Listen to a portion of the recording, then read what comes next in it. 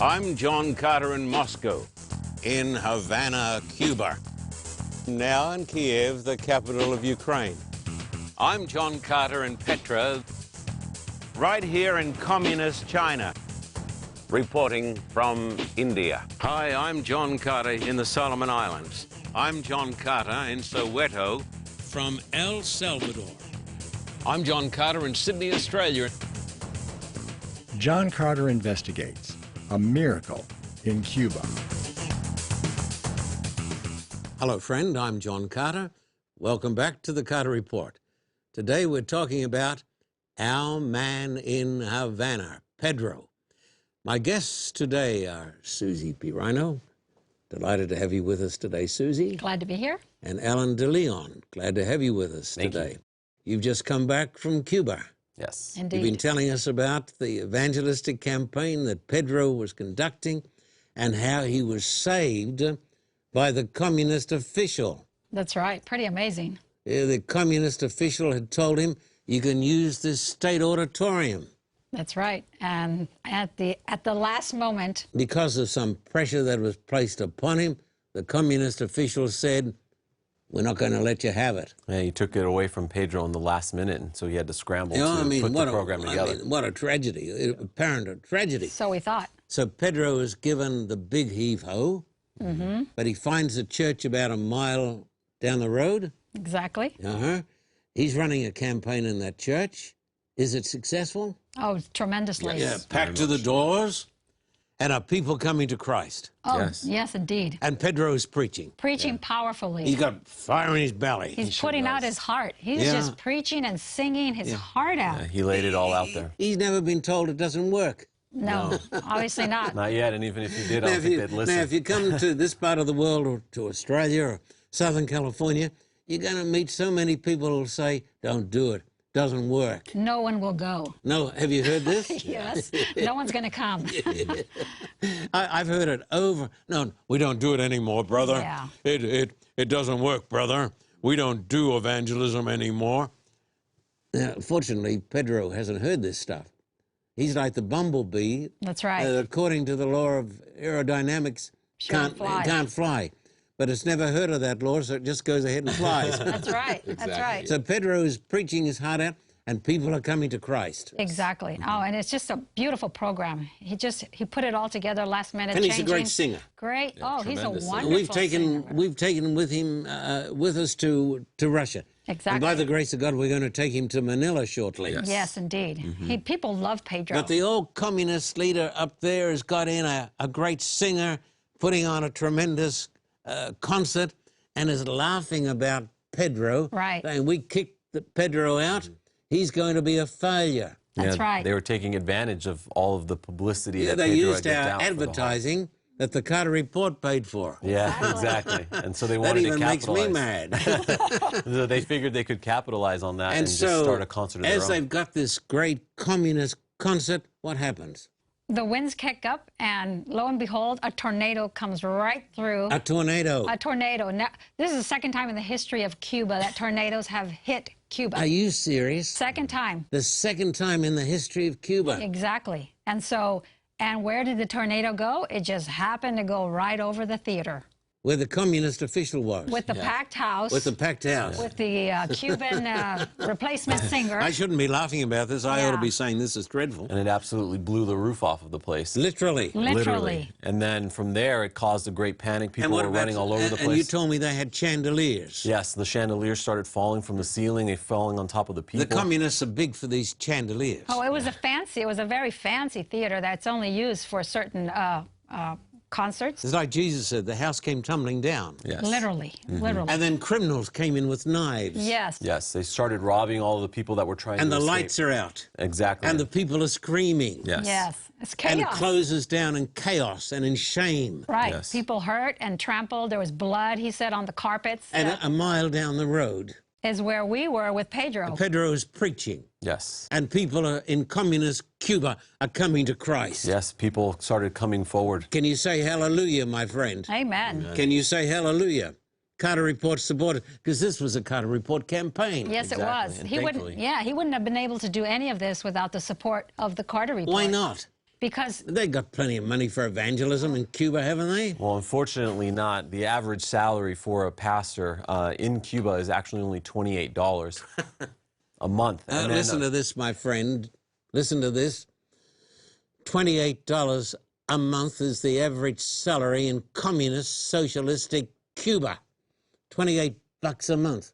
right. And how much is Pedro paid? Well, Pedro, unfortunately, doesn't even qualify for $28 because he's still going to school. Yeah. So and he's doing evagelism. And he's doing evangelism. I mean, and goodness me. He's bringing souls to Jesus I mean, Christ. goodness me, that's got to be stopped. But yet, he only deserves $13 a month. That's his salary. It's less than half. And he's got a wife. He's got a wife, and he's got a beautiful 4-year-old daughter. And So $13. $13 a month. It's $13 a month. It's absurd.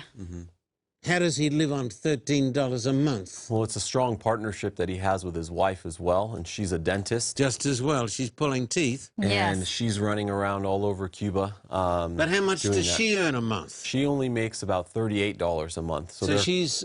As a dentist. As a full dentist. Yeah. And so unfortunately, they can't even afford to cover their rent. So they always have to scrape and save and do other outside activities in order to make money. Ellen and Susie, I was there when communism collapsed in Russia. I was there. I saw it collapsing. I saw the great lines of starving people. It's terrible. I've seen communism. Want to tell my American, Australian friends and the rest of you, don't be enamored with communism. Oh, goodness me. No. I mean, look at Cuba. Look at it. Tell me about Cuba. I mean, communism, how can they defend communism Goodness. when you go there and the place looks like it's been bombed? A lot of the buildings are devastated, crumbling, falling apart. Some of them look okay outside. Yeah, some of them have a nice facade because they've been redone by the government. Certain buildings, certain areas. So they look good. But certain areas where a lot of the people live are just totally run down. And you go inside those buildings. I've been inside. What do you see inside those buildings? Nothing. Inside, the structures are falling apart because And they're empty. Exactly, because nobody can afford to visit or go out to eat or do anything, really. I want to tell the audience, this is the fruitage of atheism. People say, no, atheism can be great. This is the fruitage of atheism. And the people look depressed. Well, who wouldn't be depressed? I mean, you're making $28 on the average, $28 a month. So what do the people live on? They live together in families. The families live together, so they pool all their money together. And then the government rations certain staples that they get every month. So they're on rations. Right. Exactly. Two What a kilos of successful sugar. system. Yeah. You get some flowers. You get 6 eggs per person. And that only depends on what is available to them at that time. And beans. And beans and rice. And it's not enough for one person for a month. So what families will do is come together, pool together what they get per month, and then they try to make that last as long as they can. But let me ask you a question. The people are deprived. They're living under complete socialism. People have forgotten that the Russian system used to be called the Union of Soviet Socialists Republic. And we're not talking politics. Right. We're talking history. That's correct. It was a socialistic system. And they had a saying over there when, when I was over there, when communism was collapsing, they had this saying, we pretend to work and they pretend to pay us. Yes. Right. We pretend to work and they pretend to pay us.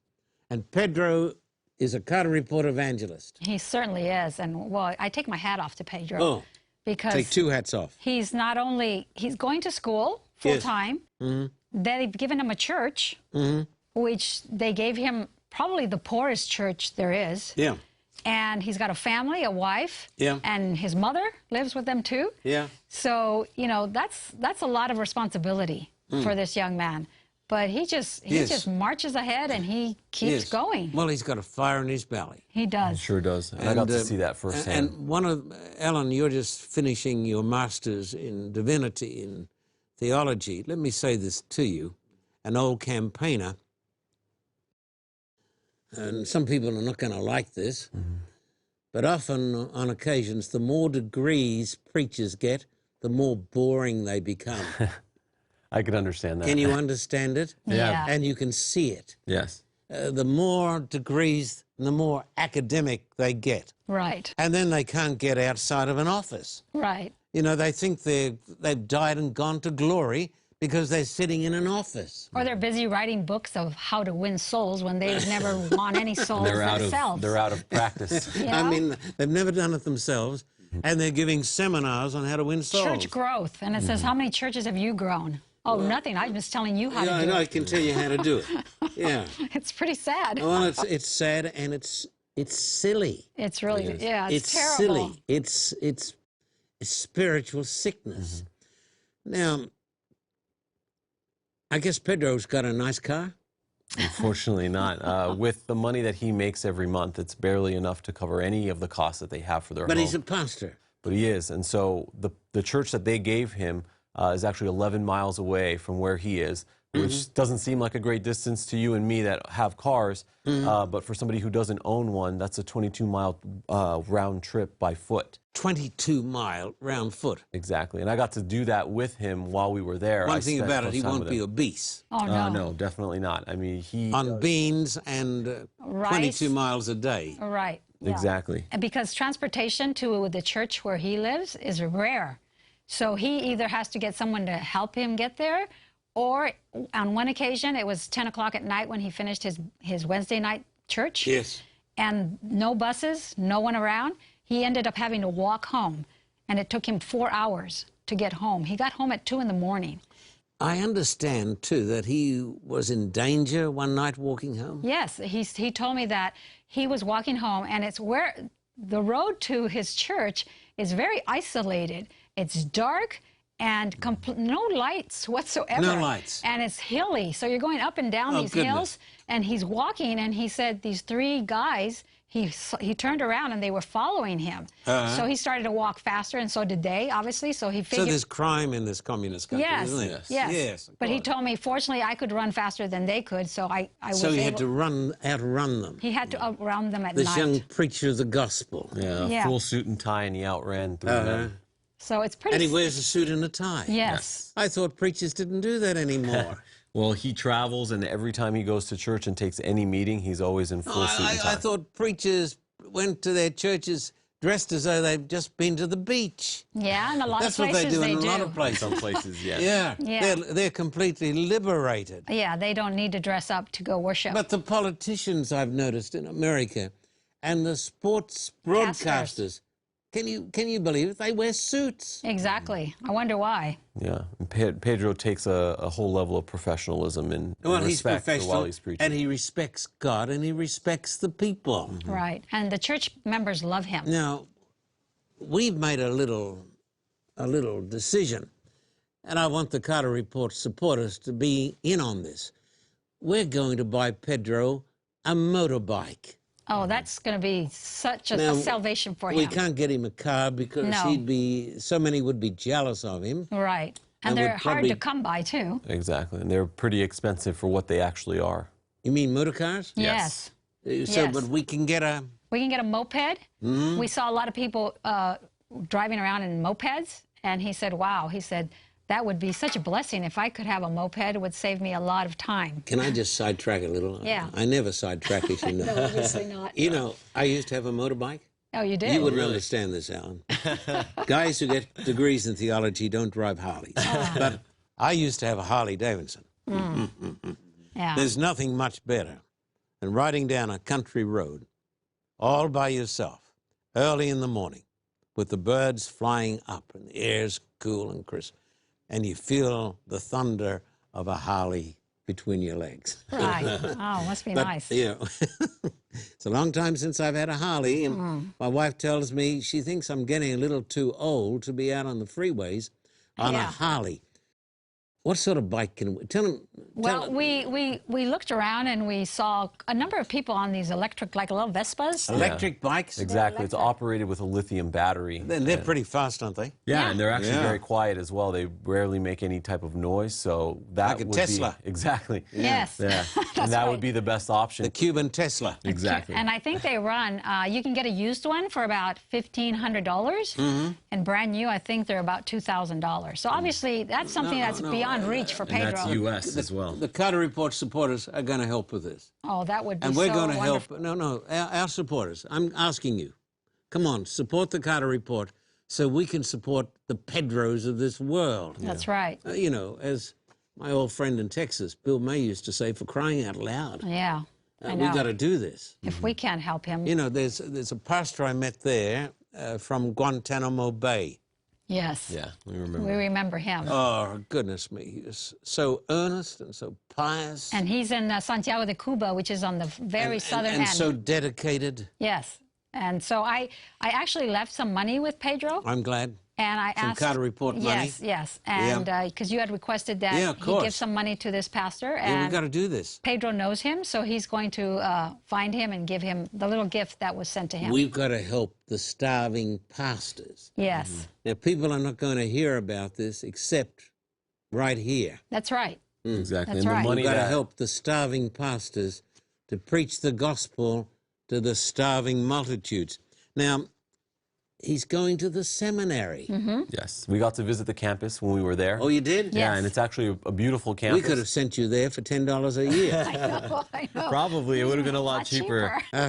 But he's getting a good education there, and it's a fully functioning running seminary. And he's studying, and he's finishing his first year right now. Many of the viewers may not be aware of the fact that the Adventists run a huge educational system around the world. Right. The biggest church educational system is run by our friends, the Roman Catholics. And the second biggest church school system is run by the Adventists. A lot of people don't know that. Wow. So they've got colleges and universities all around the world. Right. And in Cuba, they have a seminary. I'm told it's a good seminary. Yeah, Yeah, they have a lot it's of people. a nice campus. They have a lot of people that travel from Central and South America just to go to this particular seminary. Now, think about this. Pedro is a pastor. Okay, he pastors a church. Yes. And he's building a church. Correct. We'll come back to this. So Right. He's a pastor. He's an evangelist. He's a singer. Yes. And he's studying at the seminary. He wears many hats. And he's getting $13 a month. Beat that, my friend. Yeah. Yeah. That's crazy. Whenever you feel like complaining, he's got a fire in his belly. He believes in evangelism, and he hasn't believed the big lie that evangelism is finished. That's Because right. the idea that evangelism is finished is one of the biggest lies that came out of hell. That's the truth.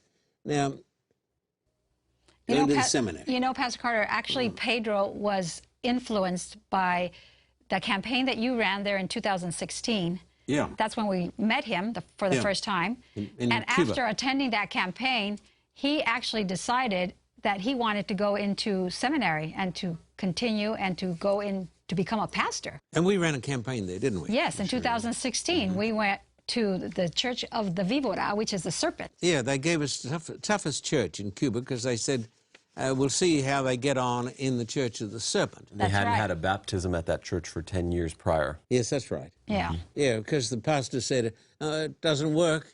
No one's going to come. Nobody's going to come. I mean, it's sad, isn't it? And we saw just the opposite. Yeah, we had Once a again. packed house. We sponsored campaigns and ran campaigns across Cuba and saw the greatest number of baptisms in the history of our church That's in right. Cuba. That's right. We did 10 campaigns across Yeah. Cuba, plus Europe, plus the about one you did. 1,000 baptisms. Right. It can't be done, folks. Right. It's impossible. But fortunately, Cuba hasn't, Pedro, our man in Havana, hasn't heard this nonsense, that it can't be done. Exactly. And like the bumblebee who doesn't know that he can't fly, he just goes ahead and flies. Now, he's trying to build a new church structure. Yes. So he doesn't have enough to do. Exactly. When we were there, I took 3 of the services for him for his church so that he could focus on the campaign. How did he do? Oh, he did great. He did all right? He preached on Wednesday night, Friday night, and Saturday So we service. keep paying him still? Yeah, so, Hopefully, yeah. so he's earning his keep. I won't write to his professor at the Fuller Seminary and say he's no good? No, actually, the people were very blessed. The messages that Are he you did. related to this young guy? A little. Yes. You're his aunt, aren't you? Yes, I am. So we take what you say with a pinch of salt. But he did do good. Thank Yes, you. yes. And the people were very warm and inviting.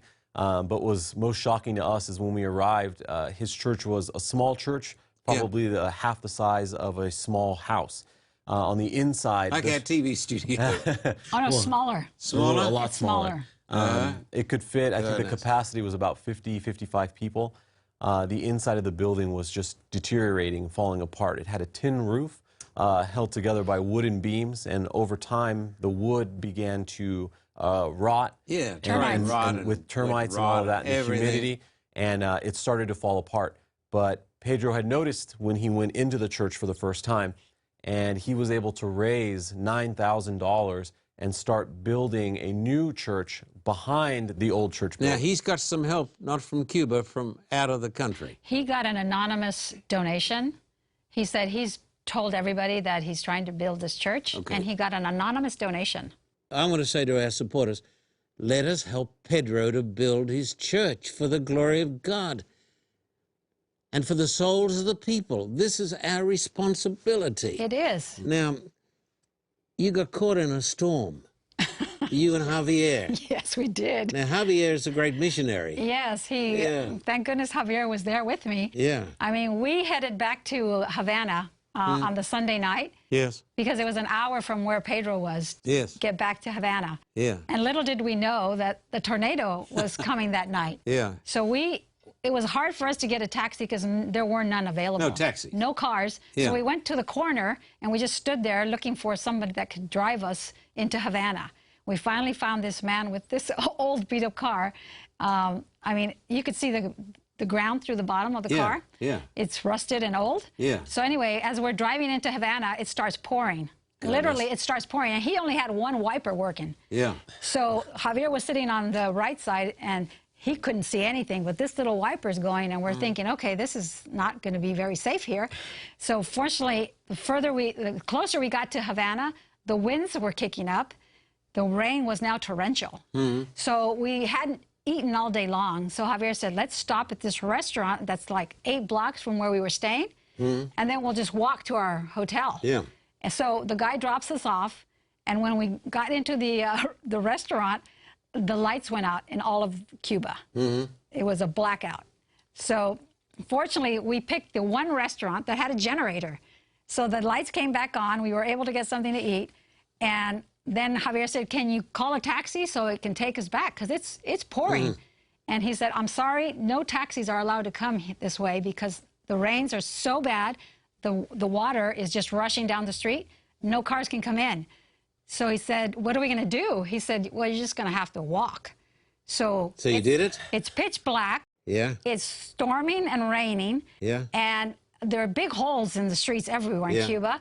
So we said, what are we going to do? We're going to walk. So Javier got out his cell phone, and he sort of lit up the ground. And I held on to him because the winds were really roaring by this time. We had no idea there was a tornado that was coming through Havana. So we're walking almost 8 blocks to get back to our hotel. We're seeing these metal things just flying across the air, and we're thinking, oh, okay, it's just because of all this garbage that's everywhere. But fortunately, way down, we saw one building lit up, and it was our hotel. Let me tell you something. You're now a missionary. You know what a missionary, who a missionary is? Someone a person on a with mission. a mission for God. That's right. Now, let me tell you folks something. While you were there, my son David was in India.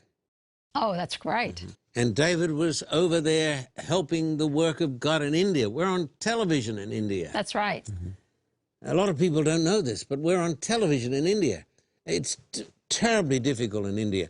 And also, we're looking after some children in India. Right. We sponsor a lot of untouchable girls. Some untouchable little girls.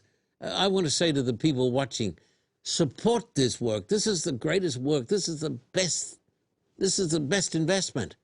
And then we're supporting some children down in El Salvador too. That's right. Keeping them safe. That's right. El Salvador is another country that's... And so the work goes on. It certainly does. And I want to say a lot to do. I want to say to both you folks, well done, good and faithful servant. Oh, it was our pleasure. You've done well, and thank God for Pedro. Oh, yes. And thank God for you, my friend. Thank God for you because you make this possible. Please write to me today, John Carter, Post Office Box 1900, Thousand Oaks, California, 91358. In Australia, write to me at the address on the screen. Support Pedro. Help us to support the building of churches. Help us to support the preaching of the gospel, whether it's in Cuba or in India. Support the preaching of the gospel in India where there's persecution. Amen. And I just want to thank you, Susie and Alan and Javier, for being true soldiers of the cross. Thank you. And until next time, may the Lord bless you and watch over you, and thank you for standing with us. There's only one thing that really counts in this lifetime, your relationship to Christ. And then if you have a right relationship with Christ, you want to tell people about Christ. That's why Jesus said, go into all the world and preach the gospel to every creature. By the grace of God, we're going to do that. We are doing that. That is why we're going back to Cuba, to this communist land, to preach Christ. We're accepting an invitation to go to the vast, huge city of Manila, the capital of the Philippines. Been there before, but by the grace of God, we're going back. Please support us, and please stand with us in the preaching of the everlasting gospel. You say, how do you do it? Who pays the bills? We do. Do you get any help, financial help from the church? No, my friend, we don't. But we get a lot of help from God and from His children. Please support us in the preaching of the everlasting gospel. It's the most important work in all the world. Everything else is almost trivia. So would you please write to me? John Carter, Post Office Box 1900, Thousand Oaks, California, 91358. Do your best for Jesus. Do your best for the gospel. And in Australia, write to me at Terrigal. And we promise you this, every dime, every dollar is going to be used to win souls to our Lord Jesus Christ. Please write to me today. Thank you and God bless you.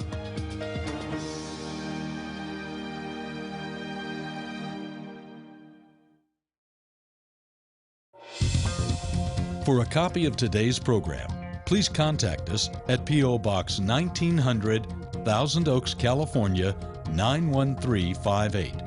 Or in Australia, contact us at P.O. Box 861, Terrigal, New South Wales, 2260. This program is made possible through the generous support of viewers like you. We thank you for your continued support. May God richly bless you.